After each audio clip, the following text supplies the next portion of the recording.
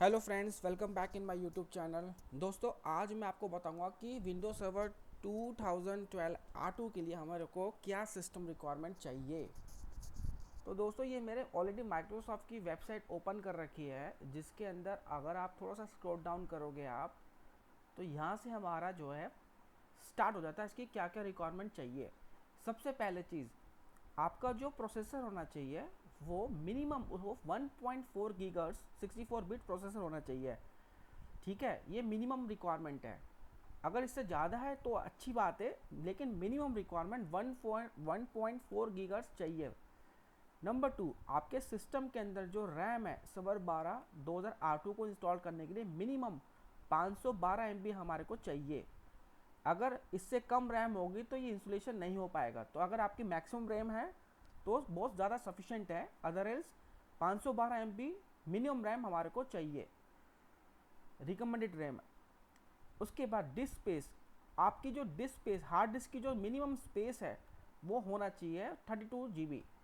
अगर 32 GB से नीचे अगर स्पेस होगा तो ये थोड़ा सा दिक्कत देगा इंस्टॉलेशन कराने के लिए। अगर 32 GB से ऊपर स्पेस है तो मोर बेटर है वो आपकी स्पीड। और थोड़ा सा स्क्रॉल डाउन करोगे, कुछ अदर रिक्वायरमेंट्स भी चाहिए होगा 2012 सर्वर R2 के लिए। सबसे पहला कि आपके सिस्टम के अंदर इंटरनेट यानी कि निक लैन कार्ड लगा होना ज़रूरी है। लैन कार्ड आप चेक कर सकते हो, विंडोज़ R प्रेस करना, ncpa.cpl करके एंटर मारोगे आप। अगर आपके पास लैपटॉप होगा तो आपके पास दो लैन कार्ड दिखेंगे, एक दिखेगा आपको वाईफाई का और एक आपको दिखेगा फिजिकल लैन कार्ड जो सिस्टम पे लगा होगा। अगर आपका ब्लूटूथ भी कनेक्टेड होगा तो अलग से लैन दिखेगा, लेकिन जो ये वाला लैन कार्ड होता है ये मेन निक होता है आपका, जो केबल के द्वारा जो कनेक्टिविटी आपको मिलती है, ये आपका वाईफाई लैन कार्ड है। तो ये जो निक है, ये दोनों ये मैंडेटरी है होना आपका, यानी कि निक होना मैंडेटरी है आपका। उसके बाद डीवीडी ड्राइव, डीवीडी ड्राइव ये ऑप्शनल है। होता क्या है कि कभी कभी अगर आप कहते हो कि मुझे सर्वर 12 R2 को इंस्टॉल करना है आपको अपनी फिजिकल मशीन के ऊपर, तो इम्पॉर्टेंट चीज़ होता है क्या उसको आप बूट कैसे कराना है। क्या डीवीडी ड्राइव से कराना चाहते हो या पेन ड्राइव से करना चाहते हो या नेटवर्क से बूट कराना चाहते हो, वो डिपेंड करता है आपके इंफ्रास्ट्रक्चर पे कि आप किस टाइप से विंडो को इंस्टॉल करना चाहते हो।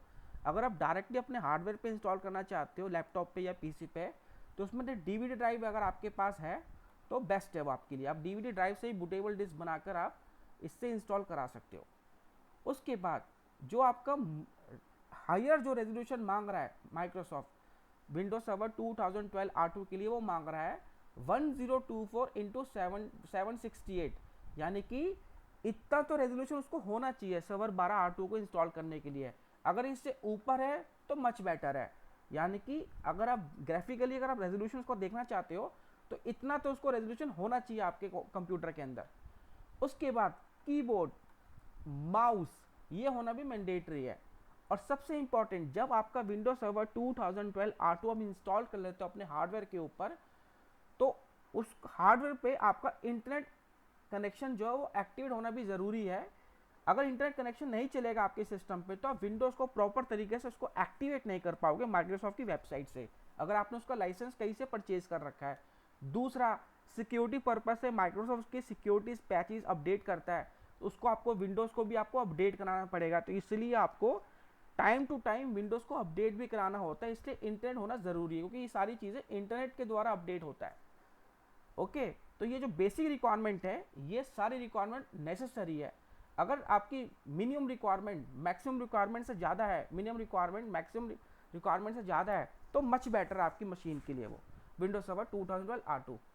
तो दोस्तों, इस वीडियो पे हमने जाना कि हम विंडोज सर्वर 2012 R2 की मिनिमम रिक्वायरमेंट और मैक्सिमम रिक्वायरमेंट क्या क्या होना चाहिए। आई होप आपको मेरी वीडियो अच्छी लगी होगी। Thank you so much for watching this video.